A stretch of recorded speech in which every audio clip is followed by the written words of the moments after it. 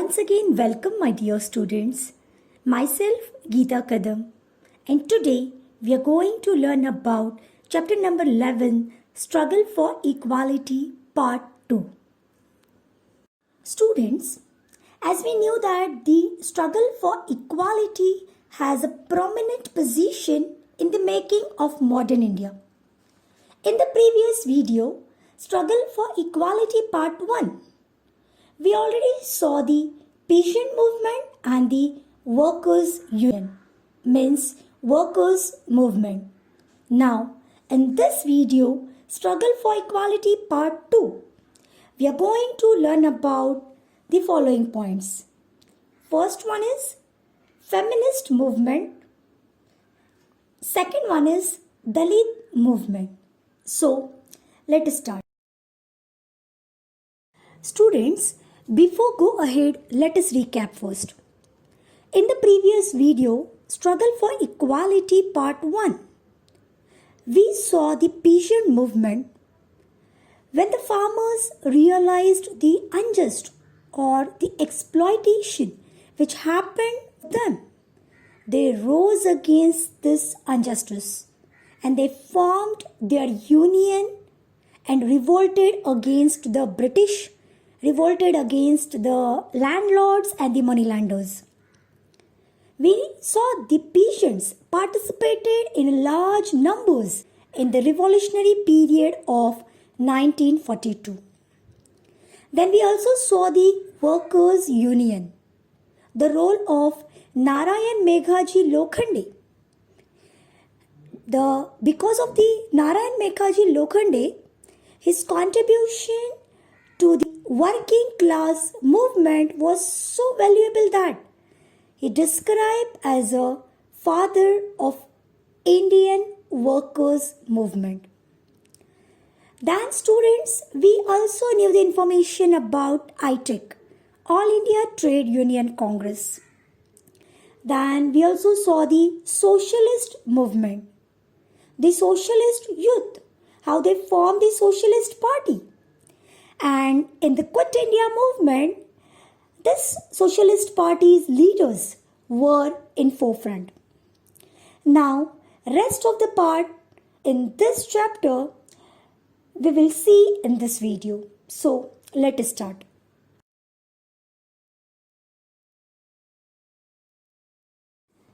First point is Feminist Movement. Students, in the previous standard, we saw the condition of women were very miserable, and from latter half of the Vedic period, the position of women start to decrease. Now, during the expansion of the British rule in India, the position of women was very miserable. They had no right to education. They were not treated equally with man. The customs like child marriage, dowry system, practice of sati, caste open, opposition to widow remarriage, such customs prevailed in the society. So, in the Indian social system, women were given secondary position due to this main evil practices, and they were subjected to injustice. But during the modern period, there was an awakening against it. Some of the male reformers, especially those who took the Western education or English education, these male reformers took initiative in the reform movement related to the women. In the course of time, women leaders started coming forward. Their independent institutes, organizations came to be established. We see the example, Pandita Ramabai established the Arya Mahila Samaj and Sharda Sadan.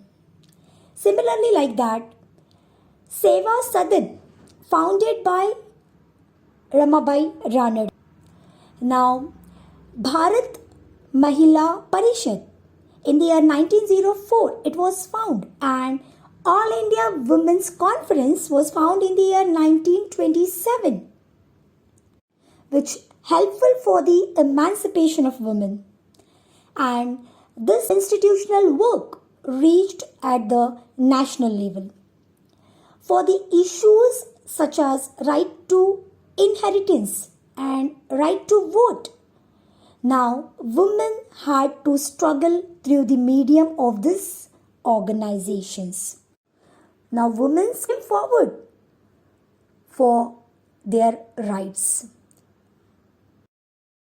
Now students, let us see about the role of some of the unique women.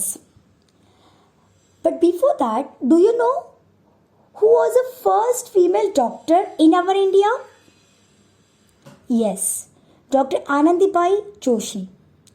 She was the first Indian female doctor.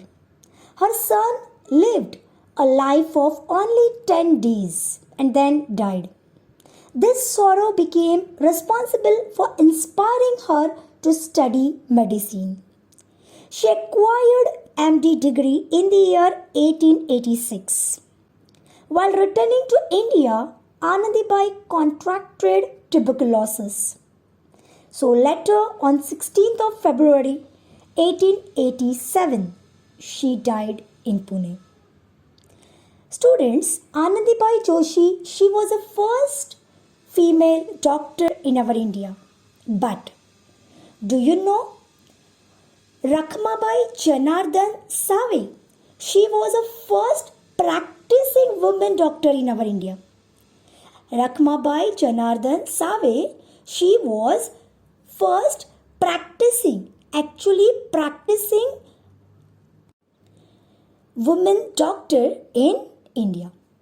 She delivered series of lectures related to the health issues of women. Now, she also opened a branch of Red Cross Society at Rajkot. So, like that way, the women moved towards the way of development.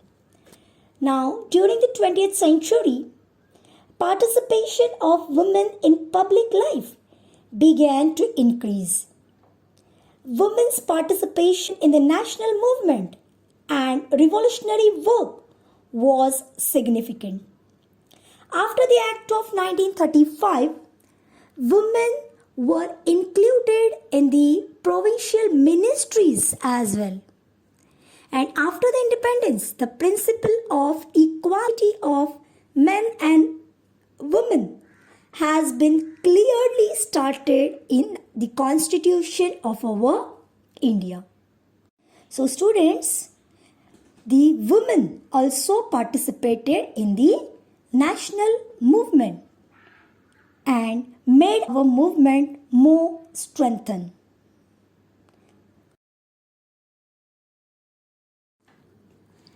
The next point is Dalit Movement.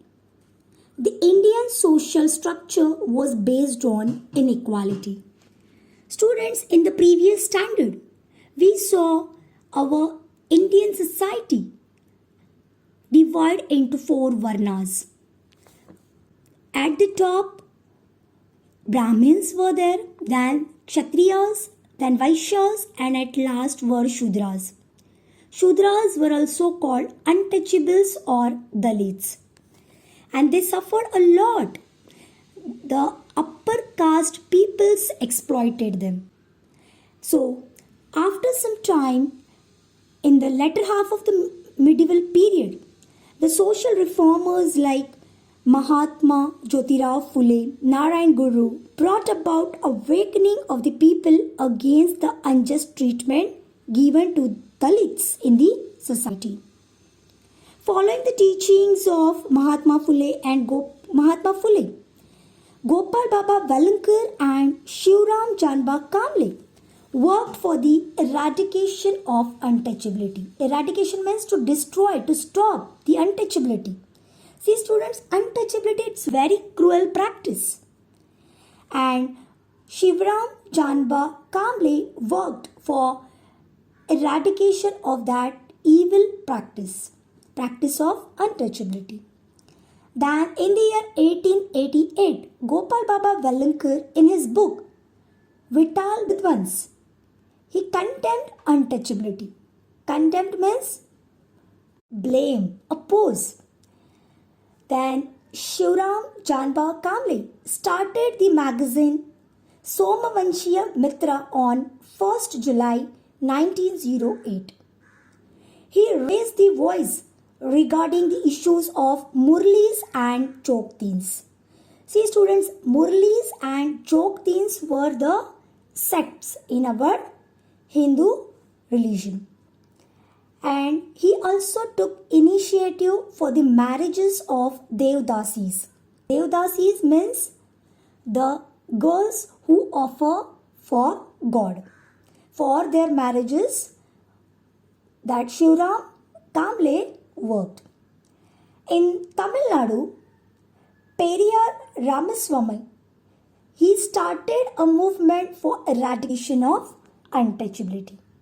Okay, in Tamil Nadu, Periyar Ramaswamy, he also worked for the eradication of untouchability. So like that way, the Dalit movement were started.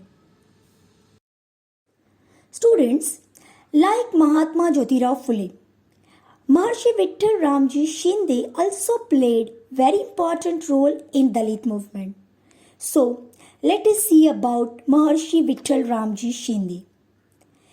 In the year 1906, Maharishi Vittal Ramji Shinde started the Depressed Classes Mission for the progress of the Dalits.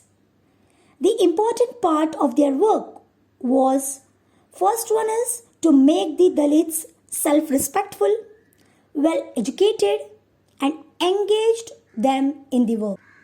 While the second part of their work was to destroy the delusive ideas. Delusive means the false or the fraud ideas regarding Dalits in the minds of upper castes.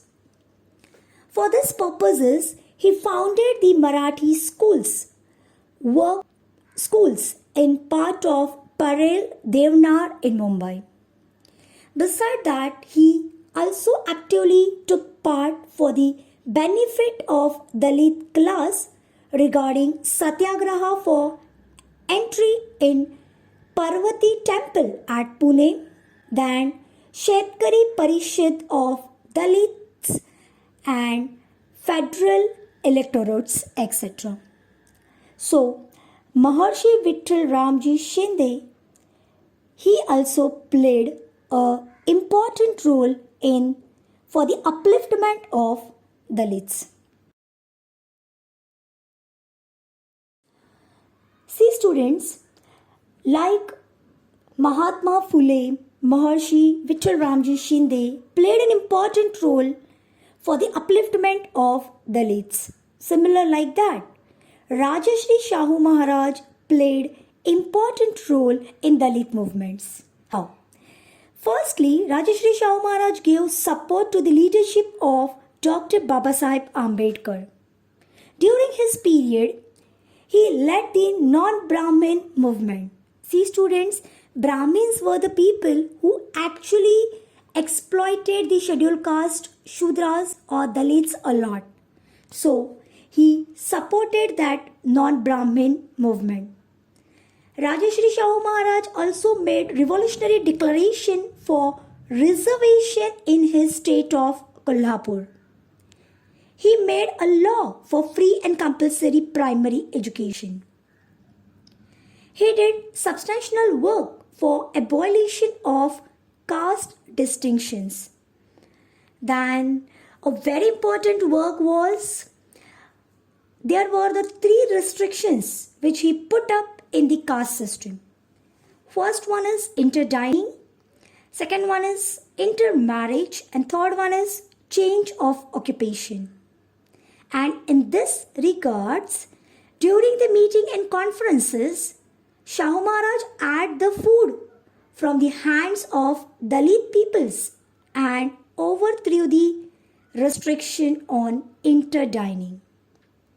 Then Shahu Maharaj believed that till the restriction on intermarriage is followed. Till then, the caste distinction will not be uprooted. So, he passed the Act of Intercaste Marriage and gave it a legal acceptance in his state. Then, for change of occupation, he abolished the balutedari system. See students, on 22nd February 1918, he abolished the balutedari system by publishing a declaration in the government gazette of the state of Kolhapur. And because of that, the permission was granted to practice any occupation by anyone. And by giving freedom to occupation by Shahu Maharaj, the people were freed from a type of social slavery. So, these were the work of Shahu Maharaj for the Dalit movement. Now, Justice Party did valuable work for social equality in South India. Mahatma Gandhi took up the issue of eradication of untouchability in his hands and put it up on the platform of Indian National Congress. While at Yerwada prison, he debated with the rigid Hindu Pandits, stating that the religious test of Hindus do not support untouchability. He gave inspiration to Harijan Sevak Sangh. And by taking inspiration from him, Amrutlal Vittaldas Thakkar, alias Thakkar Bappa, Babasaheb Patwardhan, etc. These activists dedicatedly worked for equality.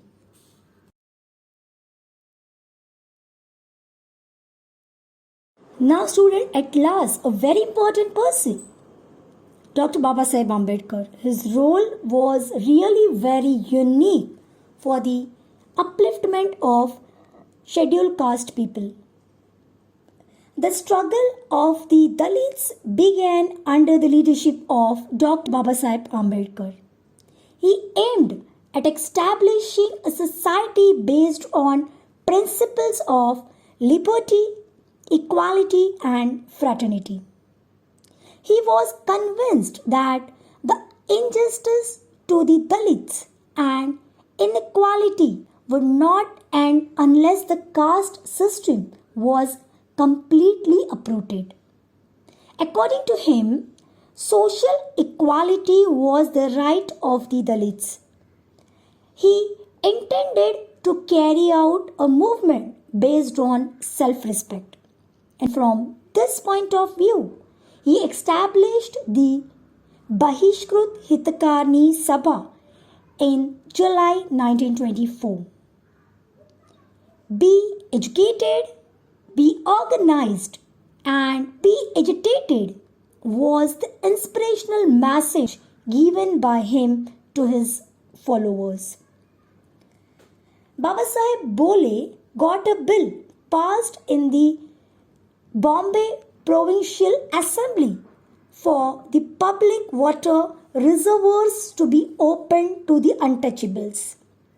However, in reality, the water reservoirs were not accessible to the Dalits, and hence Dr. Babasaheb Ambedkar and his followers started Satyagraha at Chaudhar Lake in Mahad. He also burned the Manusmriti, which advocated inequality. In 1930, he started Satyagraha for the entry of Dalits in the Kalaram temple at Nasik. This Satyagraha was led by Karmavir Dadasaheb Gaikwad. So like that way, Dr. Babasaheb Ambedkar actively participated in the Dalit movement. Newspapers was an integral part, means important part of Dr. Babasaheb Ambedkar's movement to create awakening in the society and to voice out their grief. Dr. Babasaheb Ambedkar started the newspapers like Muknayak, Bahishkrut Bharat, Janata, Samta, etc. Dr. Babasaheb Ambedkar established the Independent Labour Party. He opposed the laws that went against the interest of the workers. In 1942, he established All India Scheduled Caste Federation to put forth the issues of Dalits in an effective manner. Through the Constitution of India, Dr. Babasaheb Ambedkar made a significant contribution to the creation of a social structure based on equality in modern India. In the year 1956, along with his innumerable followers, he embraced Buddhism. He accepted Buddhism that advocated humanity and equality. So, like that way, Dr. Babasaheb Ambedkar gave a new life or a new status or position to the Dalits. The struggle for equality has a prominent position in the making of modern India. Now students, let us move to the exercise. Question number 1, write short notes. First one is social work of Maharishi Ramji Shinde. Now the answer includes the point. First one is the goal of Maharishi Ramji Shinde was to make the Dalit self-respectful, well-educated and engaged in work. Second one is he worked to destroy the delusive ideas regarding Dalits in the minds of upper caste. Third point is he founded the depressed class mission for the progress of Dalits in the year 1906. Fourth one is to achieve this, he started Marathi schools and work schools in part of Parel Devnar in Mumbai. And the last point is he actively took part in various movements which were related to the welfare of Dalits like Satyagraha for entry in Parvati Temple at Pune, Shetkari Parishad of Dalits and federal electorates. Now the second question is, answer the following question in brief. Discuss the nature of reform movement related to the women. Now here the answer includes the point. First one is, women had secondary position in the Indian social system. Second point is, they were subjected to many injustice because of evil practices. Third point is, in the 20th century, many reforms were initiated for the betterment of women. Fourth one is, the reform movement was led by women and institutions formed by them.